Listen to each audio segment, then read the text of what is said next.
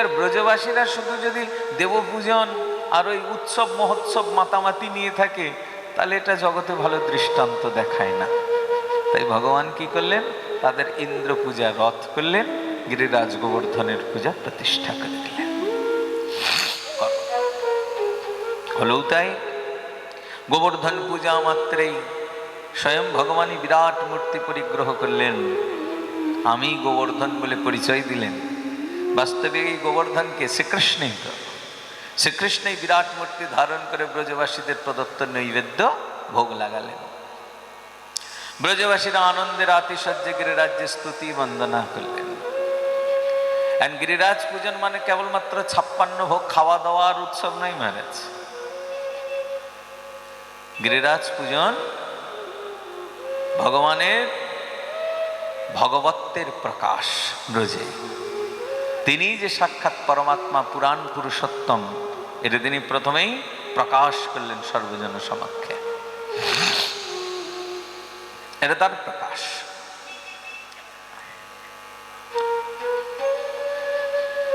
এবার গিরিরাজের পুজো হলো। ইন্দ্র তো আর জানে না কার পুজো হচ্ছে।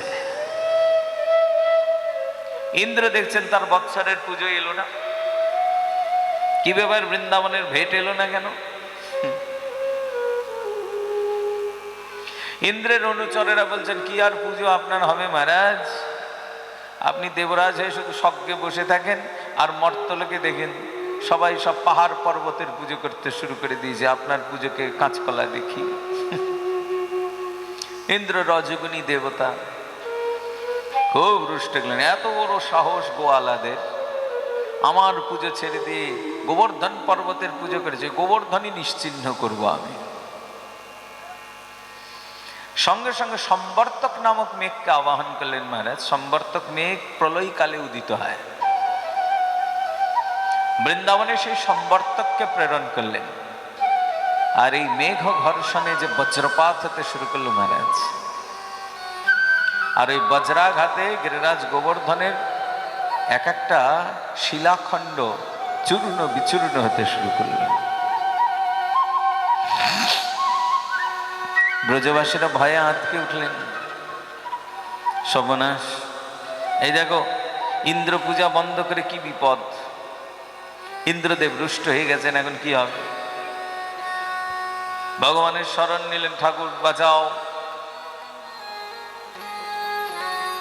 ঠাকুর বলছেন, দাঁড়াও, এত বিচলিত হলে হয়? যার পুজো করেছ তার কাছে তো একটা ভরসা থাকতে হবে। গিরিরাজের যখন আমরা পুজো করেছি আর গিরিরাজ যখন পেট ভরে আমাদেরগুলো খেয়েছে, তখন রক্ষা করার দায়িত্ব তো তারই। অত অত খেয়ে নিল আর রক্ষা করবে না, শুধু ফোকেটে খাওয়া। চলো গিরিরাজের তটে, সবাইকে নিয়ে এসে গিরিরাজ গোবর্ধন তটে উপস্থিত হয়ে গেলেন। সুখদেবজি বলছেন, আহা মহারাজ, ছোট ছোট বাচ্চারা যেমন বর্ষাকালে ব্যাঙের ছাতা পট করে ভেঙে তুলে ফেলে, কোনো আয়াস লাগে না, অনায়াসে করতে পারে, তাই না? শক্তি হয় হয় একটা ব্যাঙের ছাতা ভাঙতে। দেখেছেন তো আপনারা ব্যাঙের ছাতা?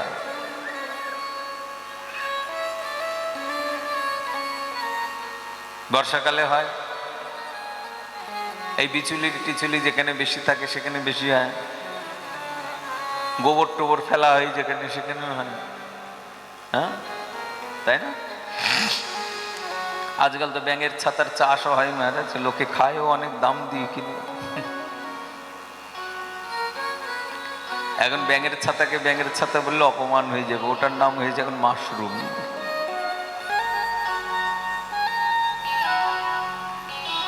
সেগুলো দামি, হ্যাঁ? তো যাই হোক, এবার ভগবান যেন ওই ব্যাঙের ছাতা ভেঙে তোলার মতন পট করে তুলে নিজের বাঁ হাতের কনিষ্ঠাতে গিরিরাজ গোবর্ধনকে নিয়ে দাঁড়িয়ে পড়লেন। 7 ক্রোশ পরিমিত পর্বত মহারাজ বাঁ হাতের কনিষ্ঠাতেই তুলে দাঁড়িয়ে পড়লেন। বলে, গিরিরাজ ধারণ ভগবান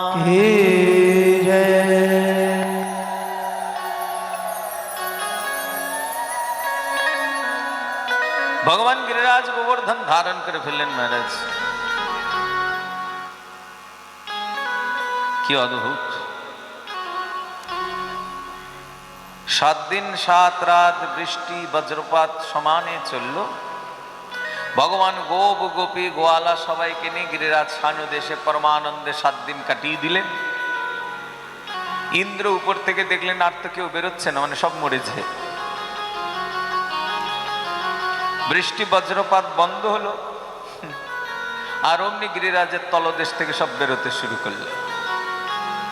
বলে যেমন বর্ষা চলে গেলে গর্ত থেকে পিঁপড়ে বেরোতে শুরু করে দেয়, এবং গিরিরাজের তলদেশ থেকে সবাই বেরোতে শুরু করে দিয়েছেন। ইন্দ্র বলছে এগুলো ছিল কোথায়?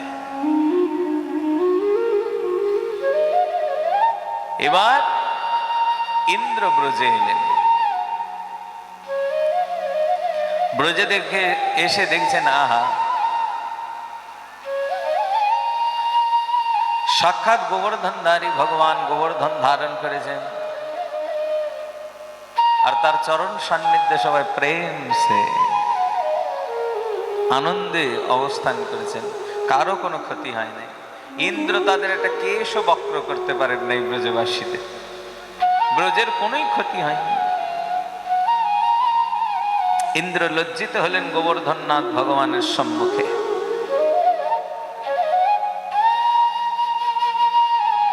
ইন্দ্র এসে ক্ষমা ভিক্ষা করলেন, হে নাথ। ভগবান যখন গোবর্ধন ধারণ করেছেন তখন ভগবানের বয়স মাত্র 7 বছর হয়েছে।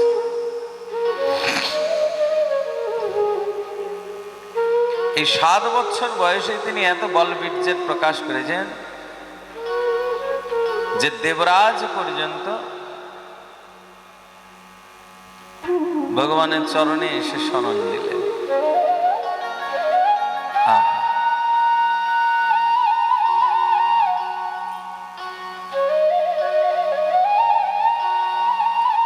ভগবান ইন্দ্রকে কৃপা করলেন।